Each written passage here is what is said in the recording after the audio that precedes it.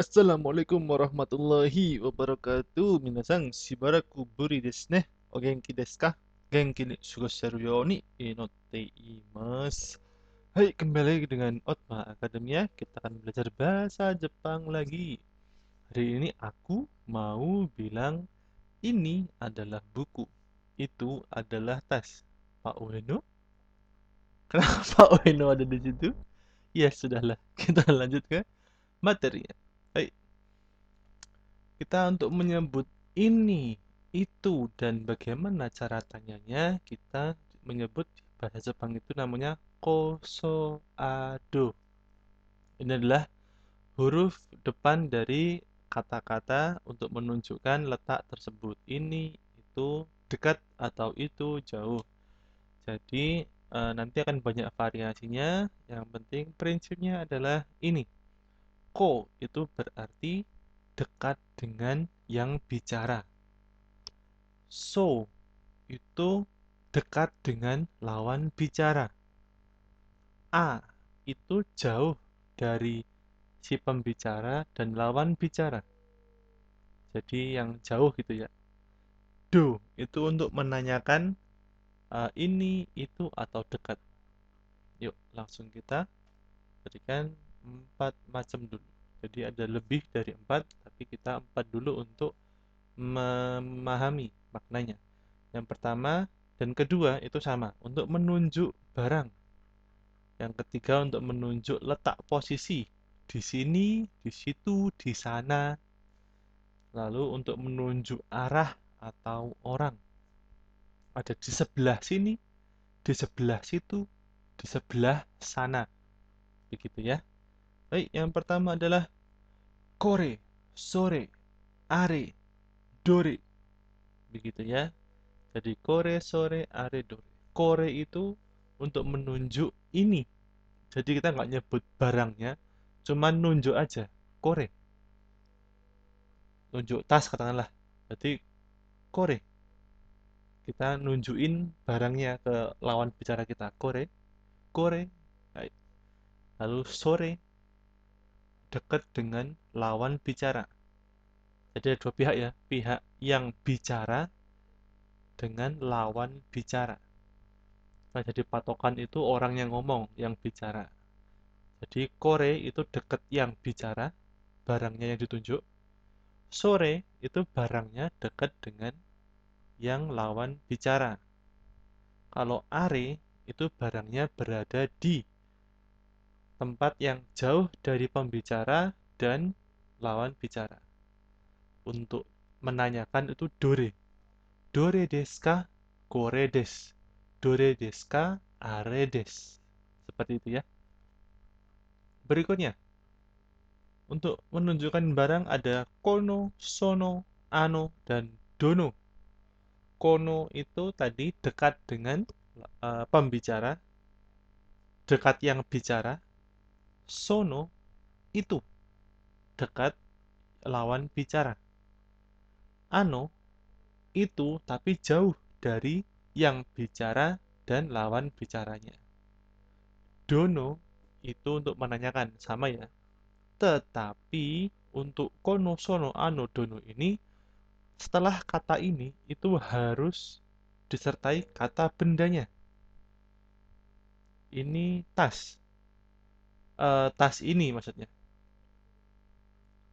Tas ini berarti kono kabang.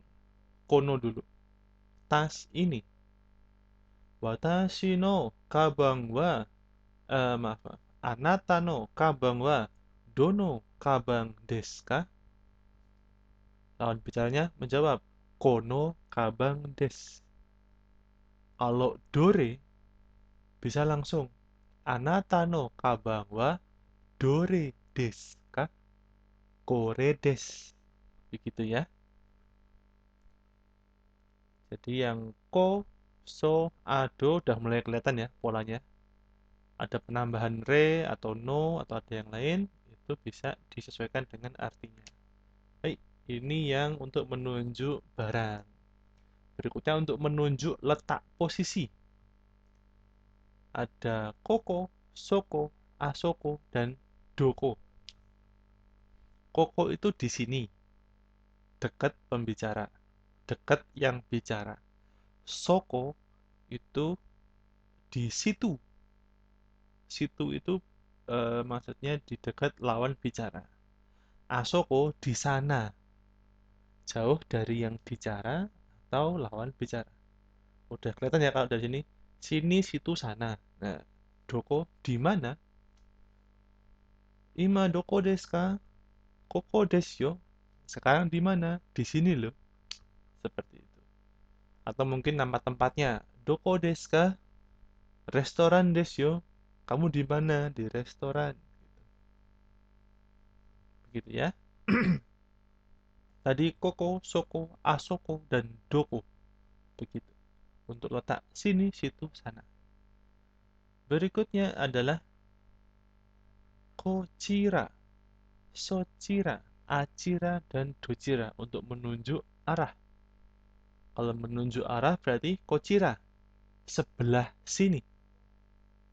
Sebelah sini dekat yang bicara. Sochira itu berarti menunjuk letak dekat lawan bicara.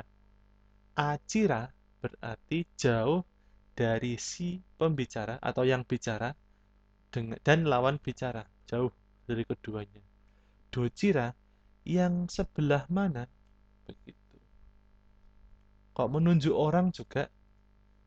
Jadi antara kochira dengan kono atau kore itu ada hubungannya. Maksudnya kalau untuk kono atau kore itu menunjuk barang, kochira untuk menunjuk orang. Kochira wa furan sang des. Jadi untuk menunjukkan di sebelah sini ada Bapak Fulan. Nah, seperti itu. Jadi untuk lebih sopannya, karena kono dan kore digunakan untuk menunjuk barang. Dono hito nanti juga ada, itu nanti menunjukkan lain lagi, tapi bisa dipakai. Jadi makin kelihatan ya, ada koso ado. Kenapa dibilang koso ado? Untuk menunjuk ini dekat dekat yang bicara, eh, ko ini dekat yang bicara, so itu dekat lawan bicara, a jauh dari keduanya, do untuk bertanya. Dore yang mana? Dono kabang, tas yang mana? Doko di mana? Dojira sebelah mana? Begitu ya. Hei, diingat-ingat, jangan sampai lupa. Ini penting untuk nanti di Jepang atau mungkin ngobrol dengan orang Jepang untuk belajar juga. Korewanan desu ka? Korewanan desu ka? Gitu ya. Bisa untuk menunjukkan. Kan masih belum tahu nih, masih ini itu menunjuk-nunjuk pakai bahasa isyarat. Jangan sampai salah. Korewa, arewa, kokowa, kochirawa, hati-hati. Begitu ya. Berikutnya, kita coba latihan percakapan. Ada A dan B. Lalu ada letak bendanya yang warna merah ini, dia di dekat A sebagai yang berbicara, B sebagai lawan bicaranya.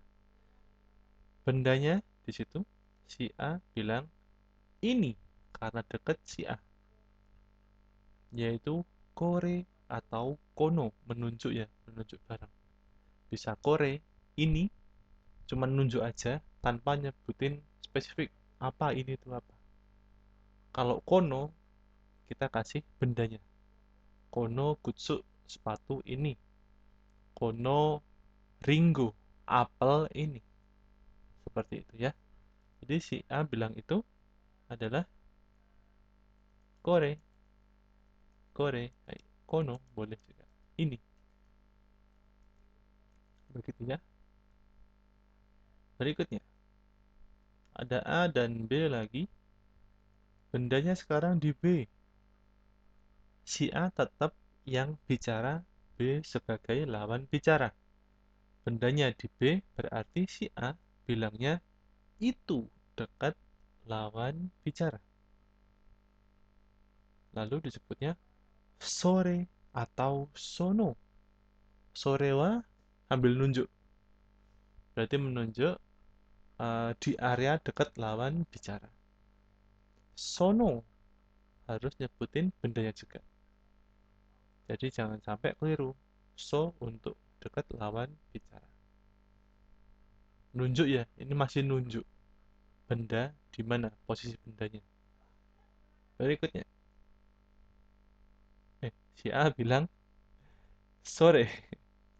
Hai, seperti ini ya letaknya di B.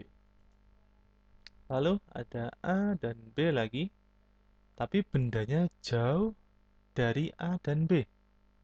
Disebutnya oleh A itu jauh, yaitu are atau ano. Are atau ano. Si A bilang posisi itu jauh, are atau ano kepada si B. Are wa nandesu ka? Itu apa? Jadi si A dan B melihat sesuatu yang di kejauhan. Apa itu? Ano kabang wa dare no desu ka? Tas itu milik siapa? Gitu. Jadi menunjuk yang jauh. Hai, ko so a. Do-nya yang mana? Hai, bisa dore, bisa dono. Begitu ya. Jadi misal ditanya, sensei no kabang wa dore desu ka? Yang mana tasnya sensei? Sensei no kabang wa dore desu ka? Hai, bisa jawabnya kore desu atau are desu boleh. Jawabannya kono kabang desu juga boleh. Yang penting jangan kebalik kore kabang desu atau kore atau kono wa tidak boleh ya. Jadi kalau kore itu langsung wa bisa boleh. Kalau kono itu harus menyebutkan bendanya setelah kono, sono, ano atau dono. Begitu ya. Berikutnya ada A dan B lagi. Sekarang adalah posisi. Si A masih yang bicara, B sebagai lawan bicara. Si A menunjukkan posisinya itu kepada B, menyebutkan di sini. Oke ya. Koko. Si A bilang posisinya kepada B, koko. Koko. Begitu ya. Di sini. Lalu ada A dengan B lagi menyebutkan si A menyebutkan lokasi B. Si A bilang di situ karena lokasinya dekat dengan B. Soko. Si A bilang posisi itu adalah Soko. Lalu ada A dengan B, posisinya jauh dari keduanya. Si A bilang kepada B, di sana. A Soko. Di sana. Oke, si A bilang di sana. A Soko. A Soko. Oke, A Soko. Seperti itu. Kata tanyanya, di mana? Doko. Doko desu ka? Soko desu, menunjuk. Nanti kalau udah tambah kosakata tempat, itu bisa doko desu ka? Byoin desu, di rumah sakit. Doko desu ka? Yubin kyoku desu. Apa namanya? Kantor pos. Seperti itu untuk menunjuk letak. Ini, di sini, di situ, dan di sana. Oke? Hai, ada A dan B lagi. Untuk menunjuk A, menunjuk ke arah A atau di sekitar A, di dekat A. Untuk menunjuknya itu disebut si A bilang di sebelah sini, ke sebelah sini atau di sebelah sini itu bisa. Dia sebelah sini. Kita nyebut kocira. Ci dan ra mirip ya hurufnya, hati-hati. Kocira. Untuk menunjuk sisi yang bicara. Si pembicara itu yang bicara bilang ke arahnya sendiri, berarti kocira, sebelah sini. Lalu A dan B lagi. Sekarang menunjuk yang B. Menunjuk yang B berarti A bilang ke B untuk menunjuk arah itu adalah sebelah situ. Dekat kamu loh, dekat si B. Bilangnya Sochira. Sochira, dekat lawan bicara. Si A bilang arah tersebut adalah Sochira. Baik. Lalu ada A dan B lagi. Menunjuknya yang jauh dari keduanya. Disebut sebelah sana. Acira. Oke, si A bilang ke B untuk menunjuk yang jauh dari keduanya, jauh dari yang bicara dan lawan bicara menyebutnya Acira, sebelah sana. Untuk bertanya kita menggunakan sebelah mana? Dojira, sebelah sini. Toire wa dojira desu ka? Toiletnya sebelah mana ya? Ah, Acira des, sebelah sana. Berarti jauh dari yang bertanya dan yang ditanya. Oke? Gampang sekali. Baik, semoga bisa dikuasai ya. Gampang untuk ini, itu, sini, situ, sebelah sini, sebelah situ. Baik, kita coba untuk percakapan. Ada 4 percakapan di sini. Yang pertama, tas milik Bukanai itu. Ini bukan itu tunjuk ya. Itu yang berarti adalah. Kan di bahasa Indonesia itu ada itu yang tunjuk, tapi kadang kita juga dalam percakapan sehari-hari, ah, aku tuh gini ya, aku tuh pengen banget. Itu di aku tuh tadi, itu adalah pengertian adalah. Itu yang berarti adalah keterangan yang apa memberi apa sih memberi keterangan lah pokoknya gitu ya. Jadi tasmir bukan naik itu yang mana, jadi itu ini bukan tunjuk ya tapi adalah tas milik bukan naik yang itu. Nah, ini bahasa Jepangnya. Sandal milik Takana itu adalah sandal yang mana? Waduh, yang atas dulu ternyata. Maaf, maaf. Jadi ada tas milik bukan naik itu yang mana? Ini ya. Baik, berarti kita harus menyusun kalimatnya. Hai, Kanae-san no kabang wa dore desu ka? Hai, Kanae-san dulu. Waduh, salah lagi. Tas milik Bukanae yang ini ya. Tas milik Bukanae? Oh, tas milik Bukanae. Maksudnya gitu. Jadi memastikan lagi. Si A tanya, tas milik Bukanae itu yang mana? Oh, tas milik Bukanae. Kanae-san no kabang desu ka? Are desu. Yang itu menunjuk jauh ya. Are desu. Baik. Yang pertama adalah Kanae-san no kabang.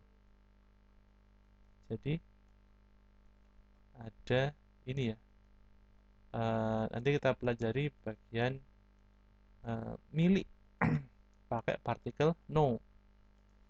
Jadi hubungan antara tas dengan bukanai ini kan hubungan kepemilikan. Kalau kebalik nanti jadi kan yang benar tas milik bukanai. Tapi kalau kebalik hati-hati jadi bukanai milik tas. Yang benar adalah bukanai dulu taruh depan, kanai sang no baru tasnya kabang. Oke? Bahasa Jepang memang dibalik gini untuk yang partikel no. Oke. Nah, yang ini ya. Kanai sang tas milik bukanai. Kanai sangnya dulu. Kanai sang no kabang. Kanai sang no kabang. Tas milik bukanai. Tas milik bukanai. Begitu ya. Wa tadi, maaf bukan tadi. Wa itu artinya, bukan artinya, huruf hiragana H yang berperan sebagai partikel disebutnya wa. Yang benar ini adalah apa? Hiragana H, tapi dia saat ini dalam kalimat ini berperan sebagai partikel. Dibacanya wa. Hai. Dore yang mana? Desu ka? Des supaya ini jadi kalimat yang sopan. Ka. Hai. Bertanya, ka? Dore desu ka? Kanae-san no kabang desu ka? Jadi sambil tanya lagi, Kanae-san no kabang desu ka? Memastikan lagi. Kayak tadi tanya, kamu lihat bukunya Pak Ueno? Oh, bukunya Pak Ueno? Jadi memastikan lagi gitu ya. Jadi hati-hati, bagian milik ini dia dibalik ya. Kalau tas milik Bukanae, jadinya Kanae sang dulu, pemiliknya dulu, no kabang gitu ya. Kanae sang no kabang, tas milik Bukanae, begitu ya. Deska bertanya memastikan, dia menunjuk saja, menunjuk jauh. Are des, cuman menunjuk, tidak menyebutkan uh, barangnya, nggak menunjuk kabangnya. Ya nggak apa-apa, pilihan kok, seperti itu ya. Atau mau menyebutkan secara spesifik barangnya apa? Tas yang itu. Bisa juga kita sebutnya ano kabang des. Begitu ya. Jadi pilihan, bukan salah tapi ini pilihan. Seperti itu. Lalu yang berikutnya, sandal milik Tanaka Kung, milik Tanaka itu adalah sandal yang mana? Sandal yang ini, begitu ya. Jadi Takana, maaf, bukan Tanaka. Takana. Jika diperhatikan, yang Kanae itu ada sang. Kanae sang. Takana Kung. Kok beda belakangnya? Jadi sang ada kung, ada cang, ada sama. Itu kan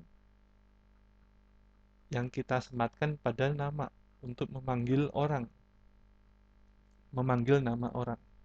Kalau sang itu berarti yang menghormati, Pak, Bu, Mas, atau Mbak gitu ya.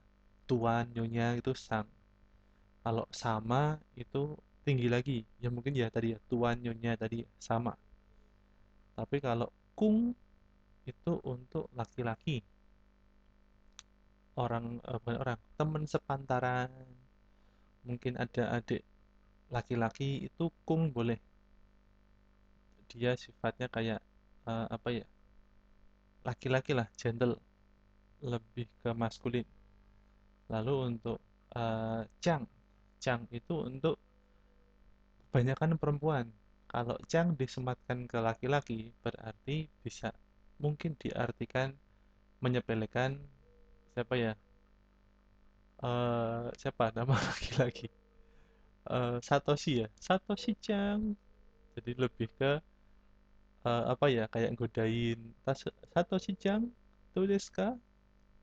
Ada juga cowok yang ya nggak masalah dipanggil seperti itu, tapi pada dasarnya kungtu untuk laki-laki, Chang itu untuk perempuan. Ada kesan kawaii, kesan imut gitu tuh Chang, seperti itu. Jadi ini takana kung, makanya di atas tidak saya kasih mas atau mbak atau pak takana, karena kalau takana kung itu berarti teman sepantaran atau dia lebih muda atau teman akrab lah, boleh takana kung, seperti itu ya. Baik, ada takana kung sandaru wa dono sandar desu ka? Hati-hati, ada milik lagi. Sandal milik takana berarti pemiliknya dulu, pihaknya dulu. Maaf, salah lagi. Sandal yang ini berarti kono sandaru des. Oke. Baik, takana kung. Baik, takana kung. Pihaknya dulu. Takana kung no. No ini berarti milik. Sandaru. Sandal. Jadi kalau mau ngomong sandal milik takana adalah takana kung no sandal wa. Baru kita mau diapain nih keterangan sandal milik Takana. Wa, sandal yang mana? Berarti ada objeknya, bukan yang mana saja. Berarti dono sandaru desu ka? Begitu ya. Jawabannya kono sandaru desu. Jadi sandal ini berarti kononya dulu, yang nunjuk dulu. Kono sandaru desu. Yang ini menunjuk. Yang ini menyebutkan, karena pakai kono berarti harus menyebutkan sandalnya. Sandal des. Atau boleh langsung nunjuk. Sandal milik Takanaku itu sandal yang mana? Yang ini. Berarti kore des. Begitu. Kedua-duanya boleh.